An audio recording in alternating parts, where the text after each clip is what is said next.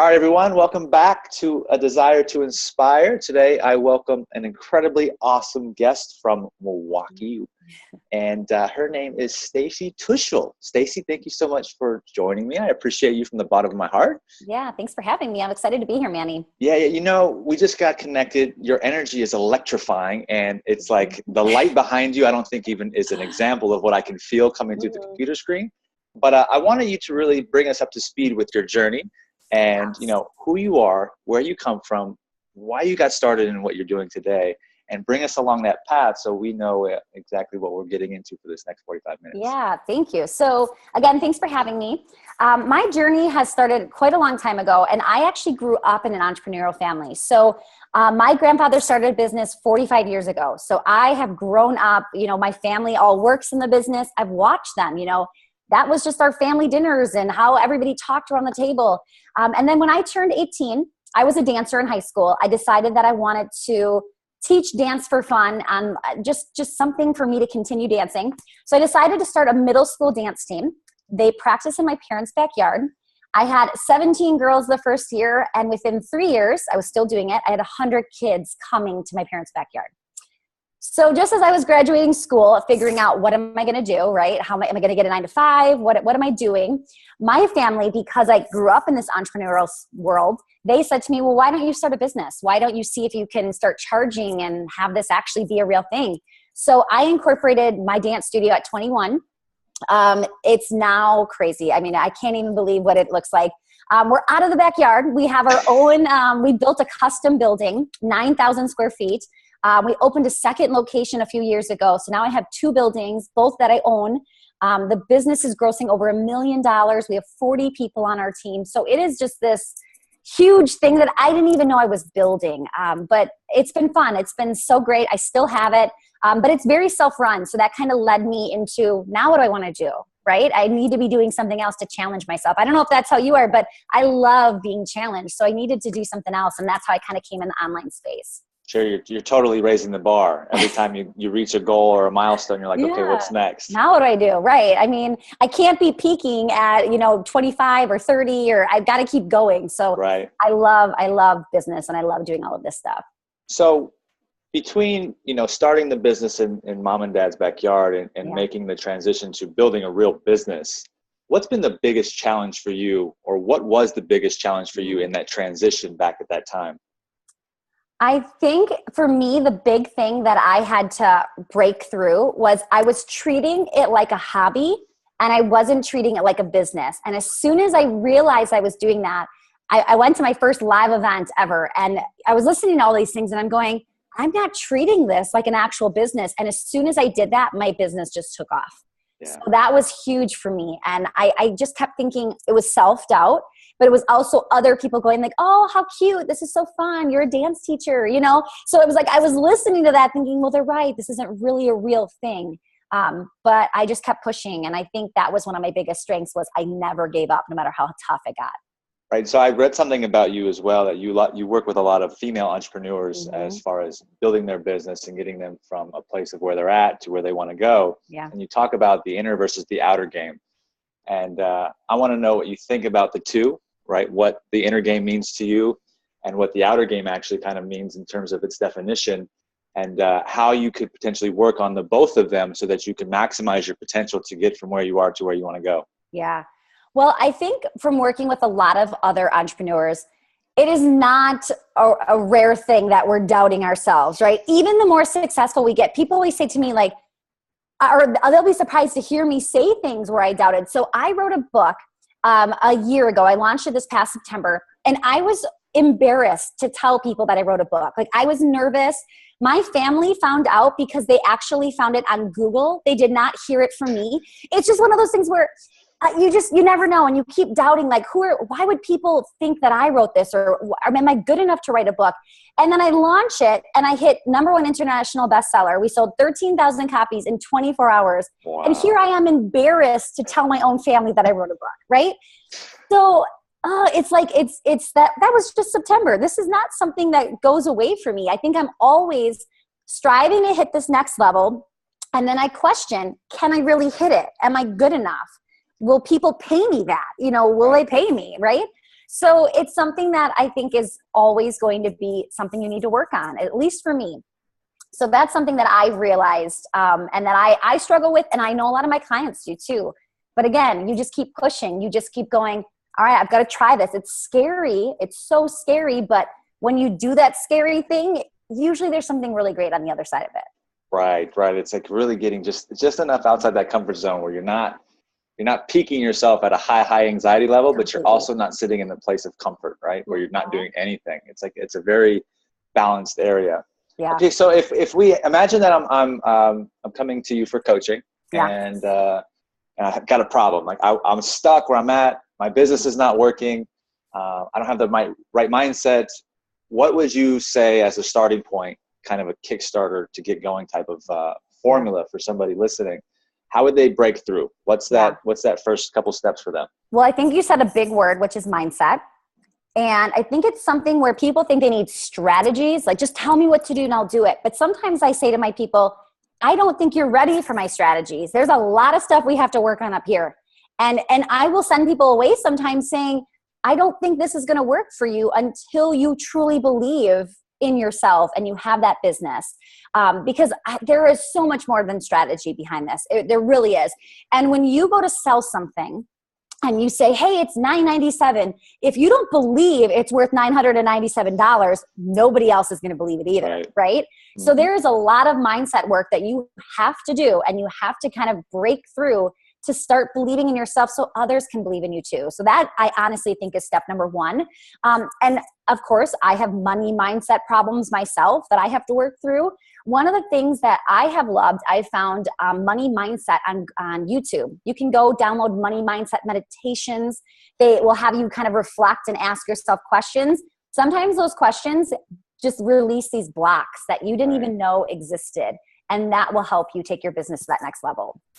I love that. So talking about money mindset and you looking for other avenues to continue to better yourself. Yeah. What do you think is an essential part of your continued development and growth as not just a female entrepreneur, but also as a leader? What's your continuing education strategy?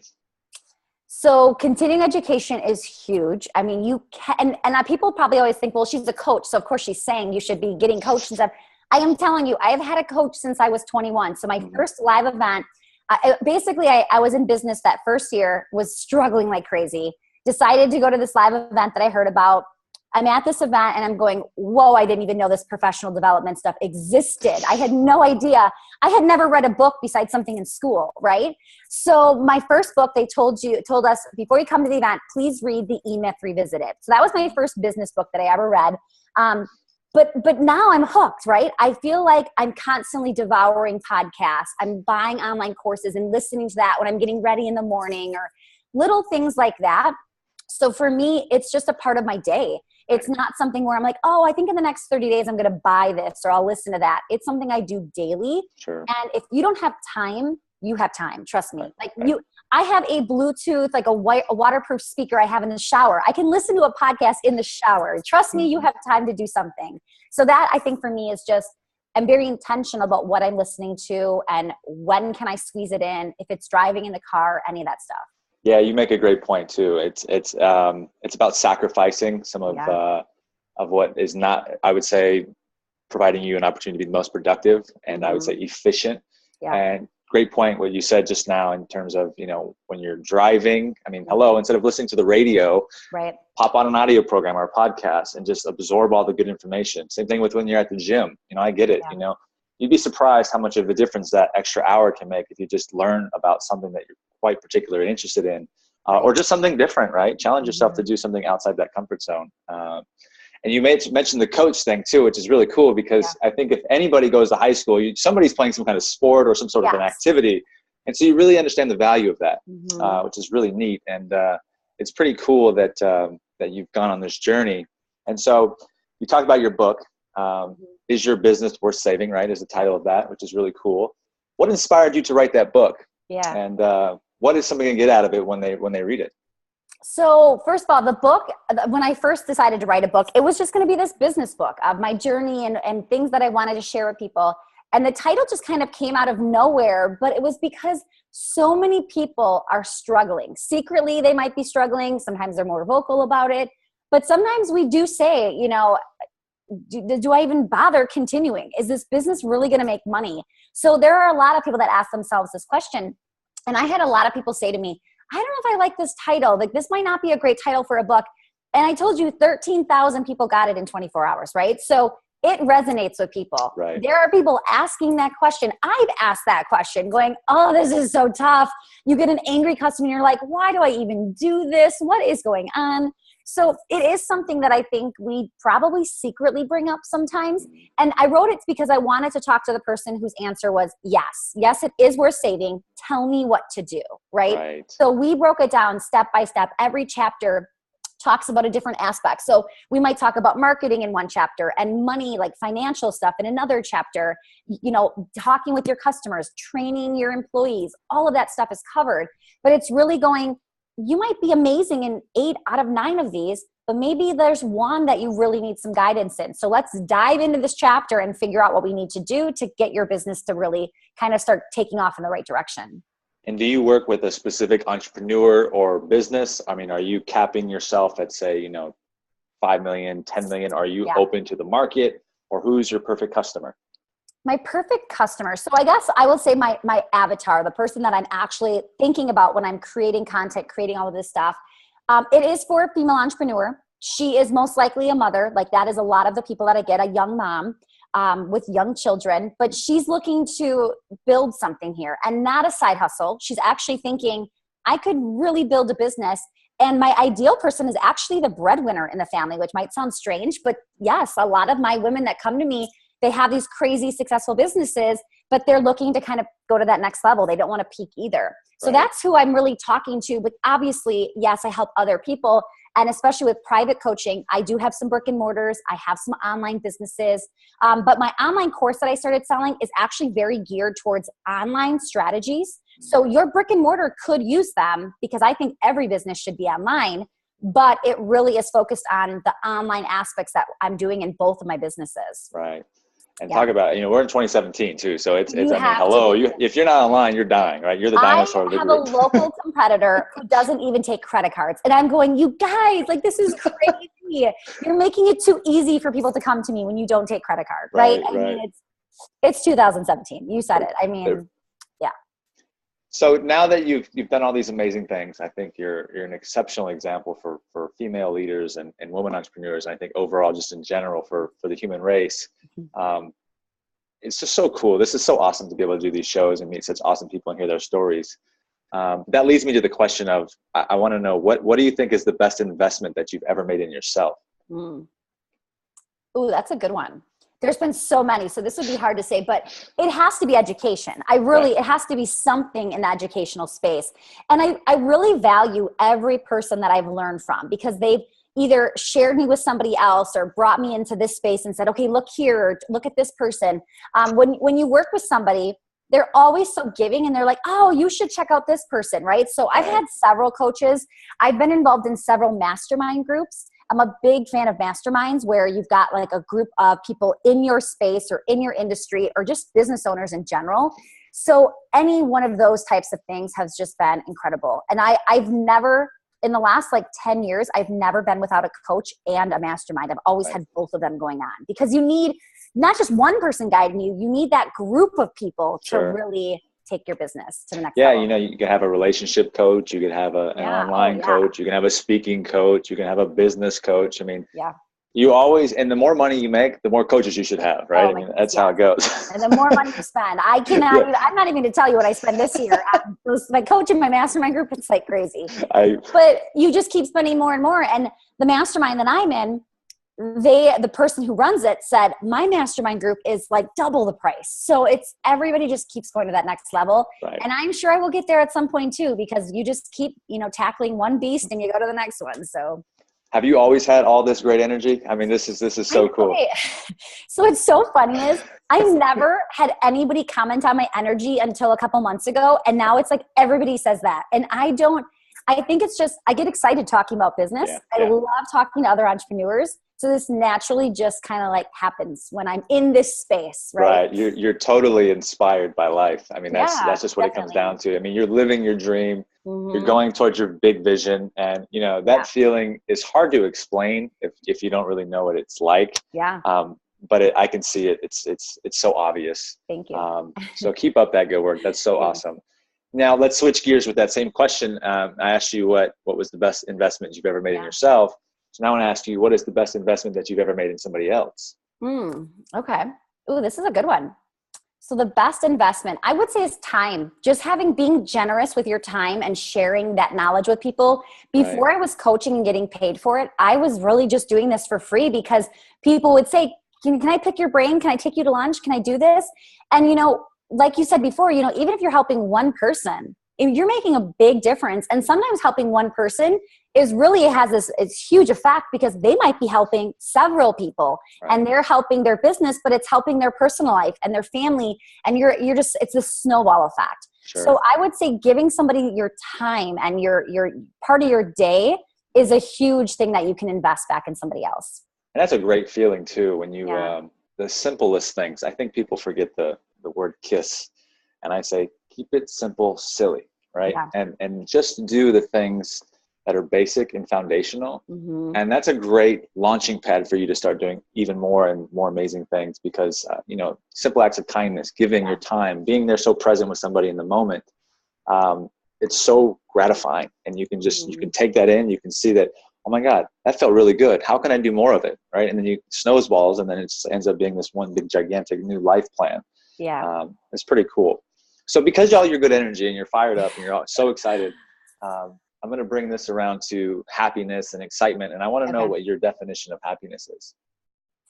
So my definition is really just doing what I want, when I want, with who I want. And I think that the reason people say you always look so happy or you look so energetic, it's because I'm really choosing to be here, be present, be in the moment. And my mind's not somewhere else. I'm not wishing I was doing something else. So I think that really helps me stay happy and stay successful because I'm choosing to do those things with the people that I want to do it with. What would be what's your first big piece of business advice for somebody that's going to be either thinking about launching, growing, or building a business? Where would you start with them? I would say for any of those levels, it's to get out of your comfort zone. And we all have a different comfort zone. So I don't care if you're brand new, you've never even done a business before, or you have a crazy successful business. You're probably in a comfort zone right now. You're very comfortable and you've got to break through to reach that next, whatever that is for you. Because you always want to stretch yourself. You might be financially very fit and very secure, but I think your mind always wants to be challenged and you want to be stretched and you want to grow as a person. And it's always doing that out of your comfort zone for sure. I stress that too. I mean, I think that's actually the turning point for somebody or anybody doing just the most amazing things on planet Earth. Yeah. And we're faced with those situations daily. I mean, you can walk outside the house and run into somebody and there's just this awkwardness. Right. And I tell people, follow these two criteria. If it's not threatening your health or your life in that situation, do it. Yeah. Because once you do that enough times, whether it's a week, 2, 4, a month, 2 months, you'll realize that those imaginary boundaries, those fears, they don't exist. And when you can remove those blockages, you're unstoppable. I mean, literally unstoppable because you're not in your own way. Right. So it's exactly what it is. It's get out of your own way. You're a rock star, by the way. So let me ask you this question. What would you say is something that we wouldn't know about you, obviously, that you could tell us that's not out there in the public eye, that's not on your website, that is unfamiliar to the world, that we should know? Okay. I would say my husband, he is not in the online or entrepreneurial world. He actually has, I don't want to say a typical 9-to-5, but he is actually on the SWAT team for Milwaukee. Oh, wow. So I think that adds a very interesting dynamic to our household because it's one of those things where he loves what he does. People always say, why does he even work anymore? It looks like you probably wouldn't need him to, but he loves what he does. That's so cool. But at the same time, it does pose some, other issues and things like that because all of a sudden he might need to go into work and I've got the kids, but I need a podcast interview. So I've got to figure out how do I have these backup plans and how do I make sure that I can still run my day because I need that flexibility because he doesn't have it. So I would say, you know, I get that life is difficult and life is tough for so many of us, but we all have our own things that we kind of have to work through and work around, and you just need to make it work. And you can make it work. You just got to figure out how to best do that. So I would say that's probably something that I don't typically share. But it's funny because I am definitely trying to get him to kind of learn about this space and just go, just in case you don't ever like that. Like there's some cool stuff we could be doing here, or even behind the scenes. Like he doesn't have to be doing this, right? Right. So I'm always trying to get him to come over and check this stuff out. And I'm sure he's learning that by association too. For sure. Right? I mean, if the conversation's being had, he knows what's going on. There might be a point for him someday where he's like, you know, this SWAT thing's just not working out for me. Let's switch gears a little bit. That's pretty cool. So for you, the work-life balance, husband, kids, what's that look like for you? I mean, is it like, hey, he understands, sons, daughters, they get it. They're like, mommy, do your thing. Or are you like at some point, it's like, no, I'm going to check out for a day. I'm going to go do family time. How does that look for you? So I do think this is something that is a personal preference, and everybody's different. So I always say before I tell you this, don't think you have to copy my strategy, because you have to figure out what works for your family. So for me, my kids go to daycare 3 days a week, and I am solely, so today's a daycare day. I am solely focused on my business. But then when they get home, I am with them until they go to bed. Like we are hanging out, computer is shut, I'm not on my phone. I really have to make the time and then be present when they're there. So I want them to see that when mom is around, I'm actually here, right? So that's big for me. And then Tuesdays and Thursdays, or actually I should say the opposite days when they're not at daycare, my oldest goes to preschool, but then they are really home at during the day. So my husband is also home too. He's also like a second shifter. So he kind of helps me watch them while I jump in and do things. So we've kind of made it work. I'm definitely not a 40-hour-a-week work. I just can't now with two young kids. My youngest is 18 months. So it's like, there's just no way. But there's a season and a stage for everything. And this is the season that I'm in right now. And who knows what that'll look like when they start going to, full day school and everything. But weekends, I shut off. I absolutely don't take appointments. I am with them the entire time. Those are our family days, especially with my husband being like working in the evenings. During the day on Saturday, Sunday, we need to be hanging out together as a family. Otherwise, the four of us don't really see a lot of the four of us together. It's kind of like tag team.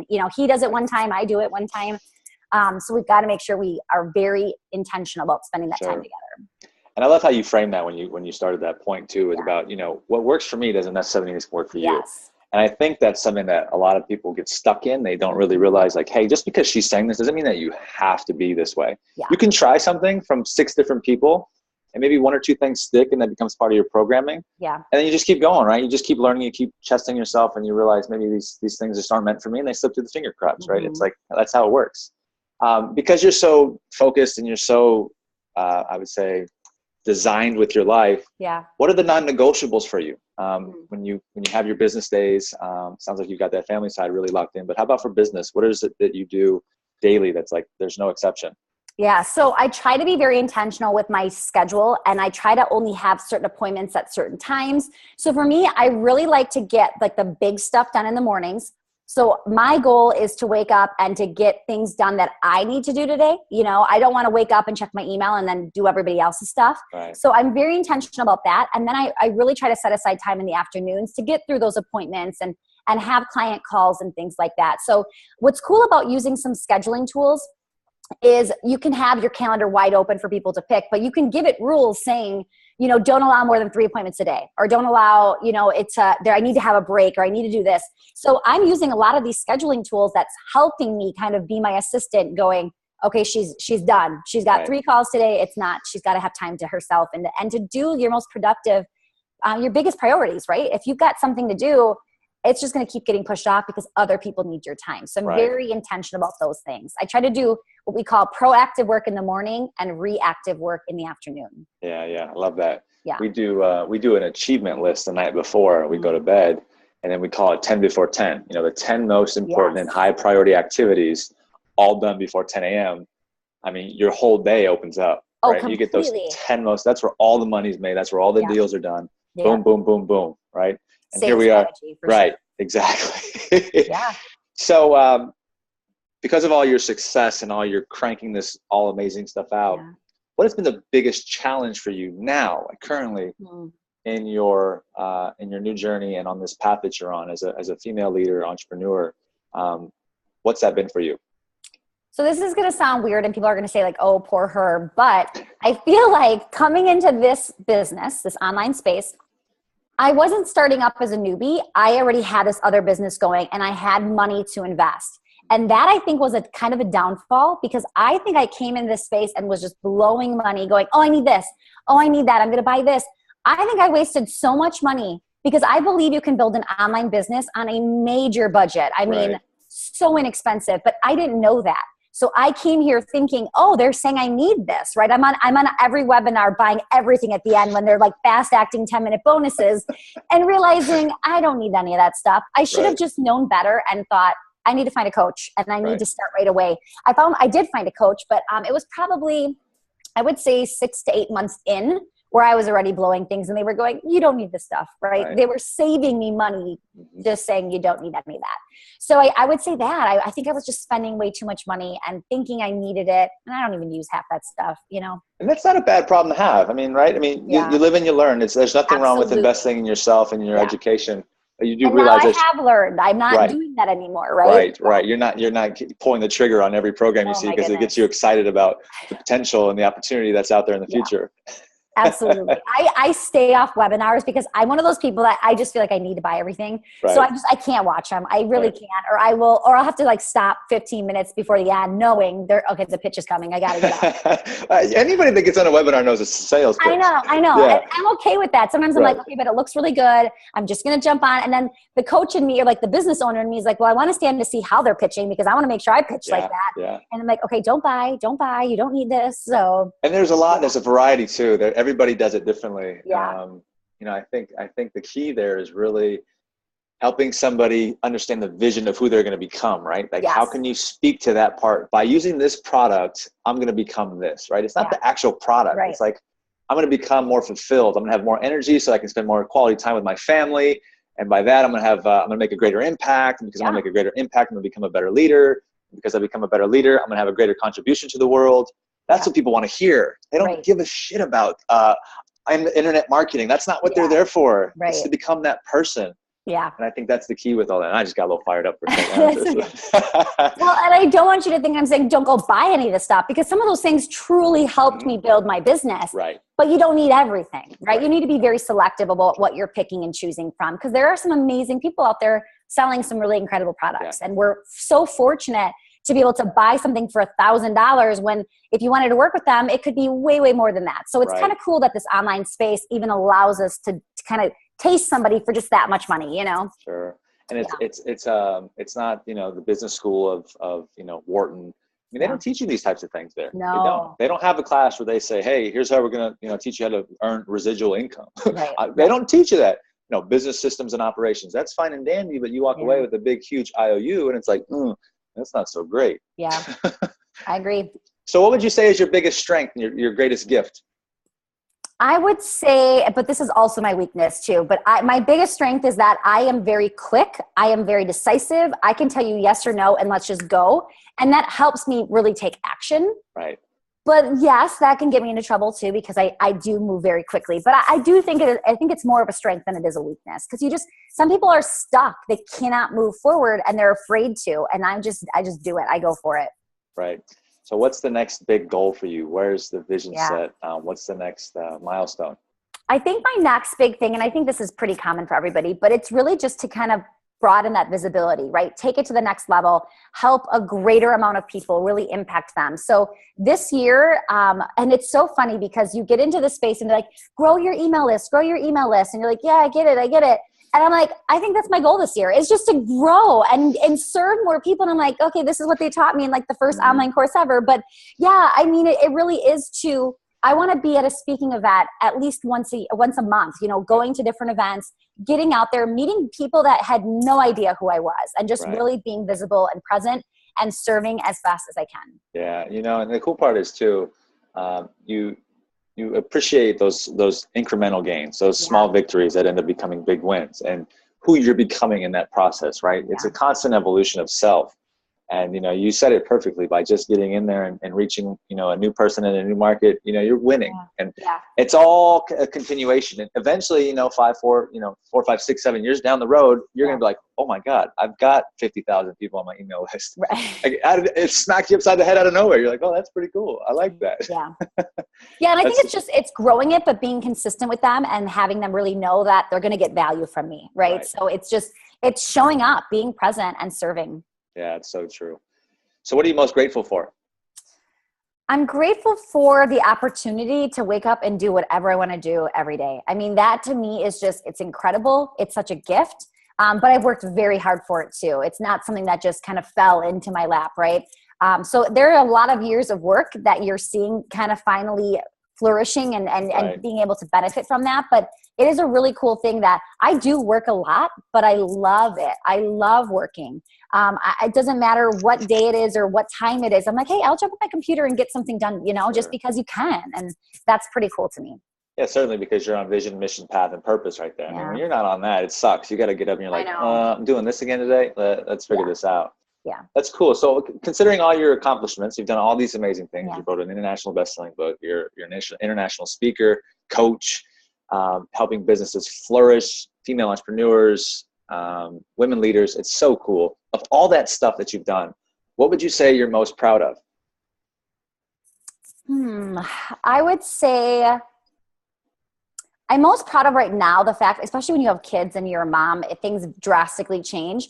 But I think I'm most proud of that. I'm living this example and I'm leading by example, being that role model. I really want them to look at me and as they're growing up, I mean, they're little now, but as they're growing up, want to be an entrepreneur. Right. I'm most proud that I'm able to show them this example of what you can do and how you can do it. And I think if they were a little older and understood that, I think they would be really proud and be excited that they have that future, right? It's not just about me. It's really leaving a legacy. And that's a really important part to me. So great word. Great segue. Yeah. Perfect lead into the legacy thing. Yeah. What is the legacy for you? What do you want that ultimate legacy to be? And how are you doing it every day? Yeah. So it's kind of what I said before about really being generous. It's not just about, and with my time, with my money, I always hear people say, oh my goodness, I can't believe that you're doing another giveaway, or after I do a big launch, I actually give away what I just did, right? For somebody that couldn't afford it. They wanted it, but they couldn't afford it.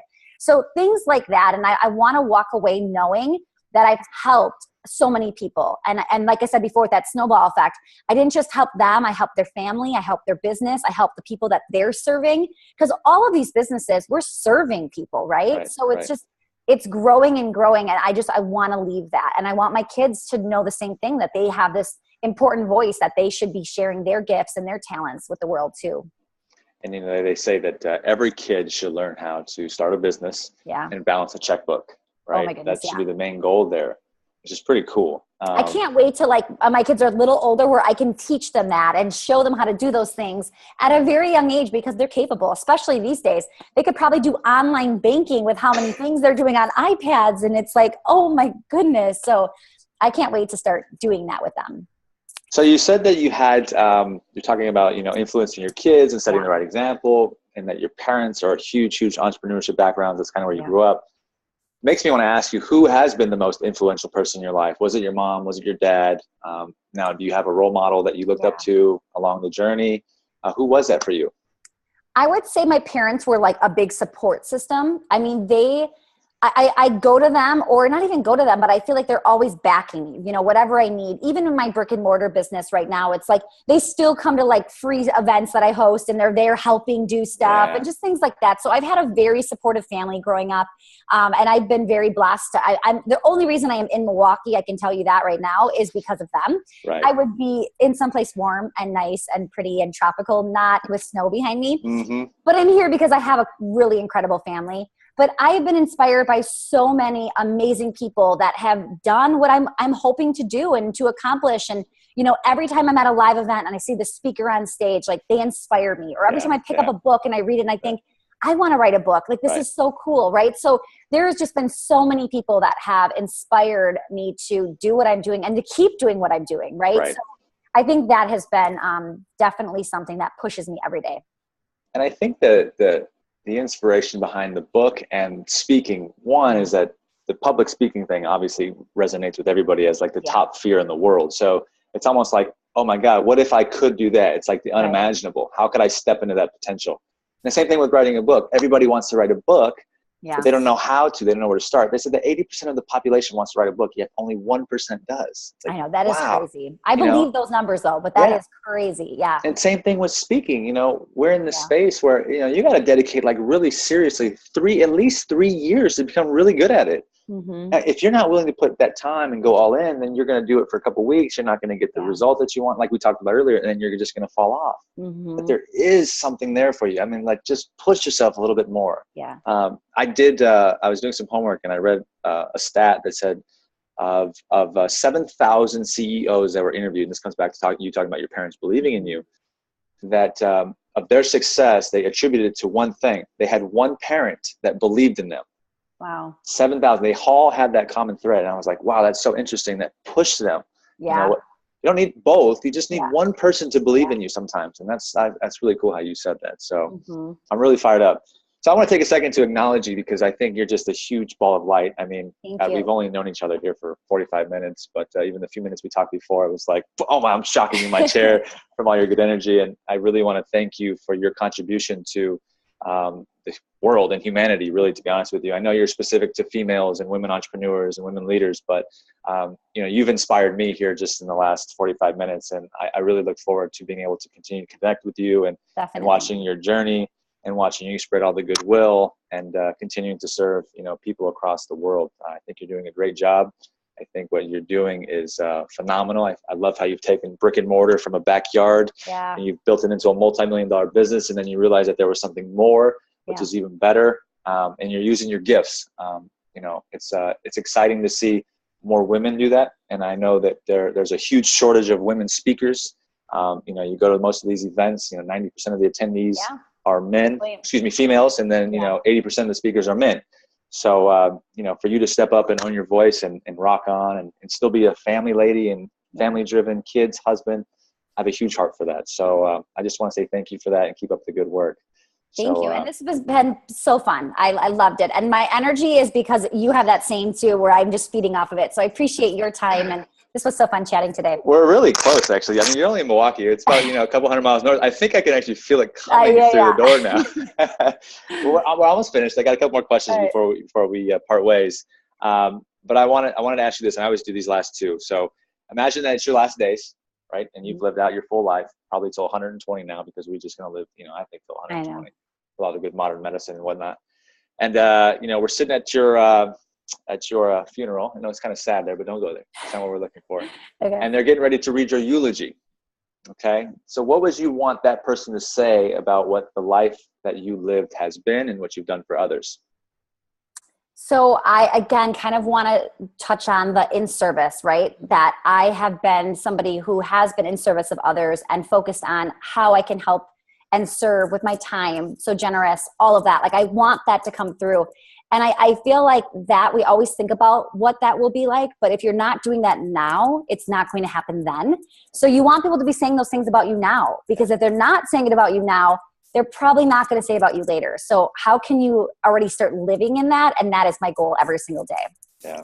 You're living it, baby. You're living it. I love it. So cool. So cool. Okay. Last and final question. Yeah. What is your one message of inspiration for the group that they can take away today, run outside with it, jump for joy, and just start to live all out? I would ask yourself, kind of do some digging and just say, what is something that's been holding me back? Or what is something I've wanted to do that I haven't been? I would love for you to kind of do some digging, find that thing, and then do what it is, or at least get one step closer to it. So make that phone call, you know, shoot an email, research whatever it is you need to research, because I really truly believe that you need to be surrounding yourself with incredible people that are smarter than you, that are going to push you, investing in, you know, listening to podcasts like this, investing in yourself, and get out of your comfort zone. And we you know, touched upon that today, but I truly believe there's something holding you back, and you just got to push through it and make it happen. But you're certainly a shining light for everybody. And I know you've pushed some people to their limits today. And I hope to God that they take some of the things that you've said and go out and start to apply them, because, you know, they'll be lifelong fans of yours. I know that I am. And so where can we find some more information about you? How can we find your book, all that good stuff, so we can stay in contact, be connected? and be part of the movement? So my brand is She's Building Her Empire. So you can check out the podcast. I have a Facebook group, the website, everything is shesbuildingherempire.com. And there's a lot of freebies and things on there. Again, I'm preaching. I have to practice what I preach here, right? So I've got a lot of freebies and all of that stuff for you to check out there as well. Keep up the great work. You're doing a great job. Stacy Tuschl, international best-selling author. Is Your Business Worth Saving? International speaker, coach, just kicking ass all across the world. Such a pleasure to have you today. Thank you so much for making this work. And I can't wait to see all your continued success. You're going to be great. You're doing great. Thank you. Thanks so much. Thanks for having me here today. This was so much fun. You got it. We'll talk soon. All right. Bye.